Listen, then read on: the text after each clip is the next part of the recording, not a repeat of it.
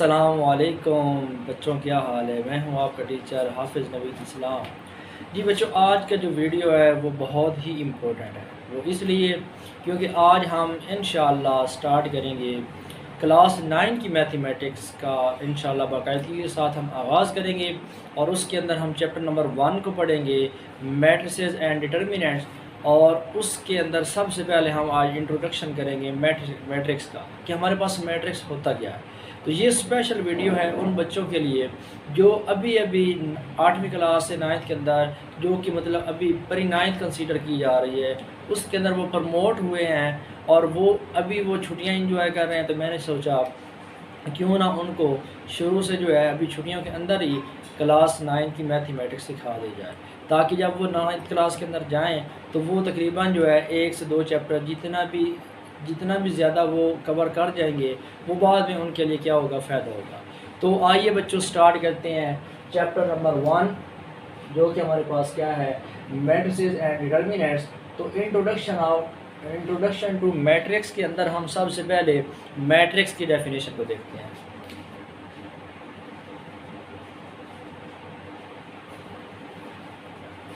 जी बच्चों, मैट्रिक्स जो है बच्चे, ये इस पूरे चैप्टर के अंदर हमने मैट्रिक्स को ही डिस्कस करना है और आगे जाकर एक टॉपिक आएगा डिटर्मिनेंट्स का।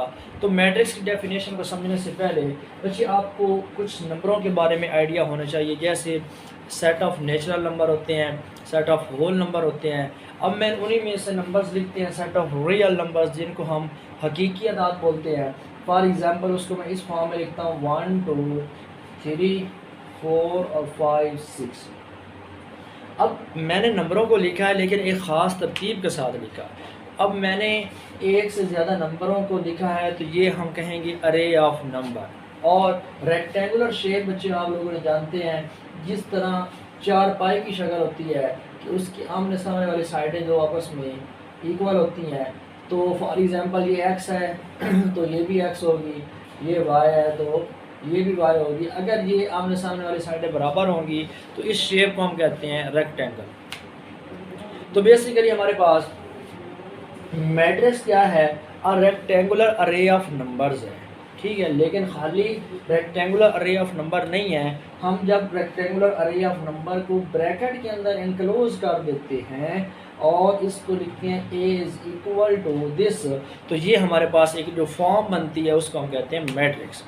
अब मैट्रिक्स को उर्दू के अंदर कॉलम कहते हैं। कॉलम हमारे पास उर्दू के अंदर डेफिनेशन हो जाएगी, कॉलम हमारे पास हकीकी आदाद की मुस्ततिली बनावट को जब हम ब्रैकेट के अंदर बंद करते हैं तो हमारे पास कॉलम हासिल होता है। अब इंग्लिश के अंदर क्या डेफिनेशन होगी, a rectangular array of number enclosed within brackets is called is said to form या इज कॉल्ड मैट्रिक्स। या हम कहेंगे a rectangular array of number enclosed within bracket specifies matrix। तो इसकी डेफिनेशन पहले चैप्टर की summary के अंदर पहला जो पॉइंट है उसके अंदर बेहतरीन डेफिनेशन वहाँ पे डिफाइन की गई है। बच्चों आप लोगों ने वहाँ से क्या करना है, इसकी डेफिनेशन को आपने राइट डाउन करना।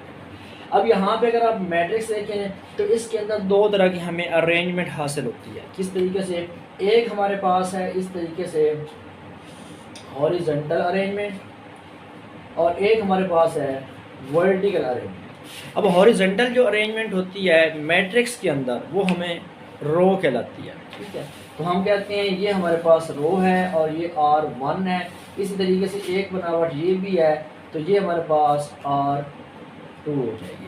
अब इस मैट्रिक्स के अंदर हमारे पास जो रोज़ हैं और नंबर ऑफ़ रोज़ हैं वो कितनी है, वो 2 हैं, R1 और R2। तो अब हम इसके अंदर लिखते हैं रो की डेफिनेशन हमारे पास क्या है। तो रो की हमारे पास डेफिनेशन के अंदर आपने इसकी डेफिनेशन जो करनी है, फॉर एग्जांपल आपके पास एक मैट्रिक्स ए है या बी या कोई भी मैट्रिक्स है। हाँ, एक बात याद रखिएगा, ये जो मैट्रिक्स होते हैं इनको हम डिनोट करते हैं कैपिटल लेटर ऑफ अल्फ़ाबेट्स। ये जो हमारे पास अल्फ़ाबेट्स होते हैं ए से लेकर जी तक, उसके कुछ स्मॉल लेटर्स, आपने स्मॉल ABC पढ़ी और कैपिटल ABC पढ़ी, तो आपने जो कैपिटल लेटर यूज़ किए वो हम सारे यहाँ पर यूज़ करेंगे टू डिनोट मैट्रिक्स। मैट्रिक्स को बच्चे हमने शो करना है कैपिटल लेटर से। हाँ, यूँ है कि फॉर एग्जांपल मैं इसके अंदर लिख देता हूँ A B C और D। अब ये जो मैंने स्मॉल लेटर यूज़ किए हैं ये हमारे पास बेसिकली मेंबर्स हैं या एंट्रीज हैं किसकी, इस मैट्रिक्स की। तो ये मैट्रिक्स को शो कर रहा है, ये small A B C D और जो हैं ये हमारे पास मेंबर्स को या एंट्रीज को शो करती हैं इस मैट्रिक्स की। तो आप इसके अंदर देखेंगे in a matrix B the entries presented in horizontal way, ये हमारे पास एक हॉरिजेंटल लाइन होती है और ये जो ऊपर से नीचे की तरफ आ रही हो ये हमारे पास किस तरह, ये वर्टिकल लाइन होती है, ये हॉरिजेंटल ये वर्टिकल। तो ये हमारे पास हॉरिजेंटल जो अरेंजमेंट होती है हम लिखेंगे in matrix B the entries presented in horizontal way are called rows. ठीक है, तो हम यहाँ पे लिखेंगे ये R1 है और ये हमारे पास क्या है R2 है। तो ये इसकी डेफिनेशन भी होगी, साथ में इसकी एग्जांपल भी होगी। अब साथ में हम देखते हैं कॉलम क्या होता है जी। कॉलम की डेफिनेशन के लिए आपने फिर यहाँ पे लिखना है इन अ मैट्रिक्स सी। आपने इस तरह एक मैट्रिक्स की डेफिनेशन अपना एग्जांपल देते हुए इसको डिफाइन करना है। In a matrix C for example ये सी मैट्रिक्स जो है ये कंसिस्ट है किसके ऊपर 1 3 5 7। अब आपने लिखना है in a matrix C the entries presented in vertical way. ये जो हमारे पास अमूदी शक्ल में बनावट जो होती है, अमूदी बनावट को और हॉरिजेंटल को हम कहते हैं उफ़की। उर्दू मीडियम के साथ साथ समझते जाएं। ये बन जाएगा हमारे पास वर्टिकल अरेंजमेंट जो होगी रो की, sorry vertical arrangement of numbers जो होगी इसको हम कहते हैं कॉलम C1 और ये क्या है C2। तो इस तरीके से हम कह सकते हैं इस मैट्रिक्स C के अंदर जो नंबर ऑफ कॉलम्स हैं वो कितने हैं, वो 2 है। तो आज हमने क्या पढ़ा, इंट्रोडक्शन टू मैट्रिक्स पढ़ा, उसके अंदर हमने मैट्रिक्स की डेफिनेशन पढ़ी। मैट्रिक्स की डेफिनेशन को हमने मज़ीद थोड़ा सा जाना, उसके अंदर हमें रो नज़र आई और कॉलम नज़र आई, रो की डेफिनेशन पढ़ी और कॉलम की डेफिनेशन पढ़ी और साथ में इसकी एक एक एग्जांपल पढ़ी। अब उसके बाद जो नेक्स्ट आपका टॉपिक है वो ये है कि ऑर्डर ऑफ मैट्रिक्स क्या होता है। Order of matrix,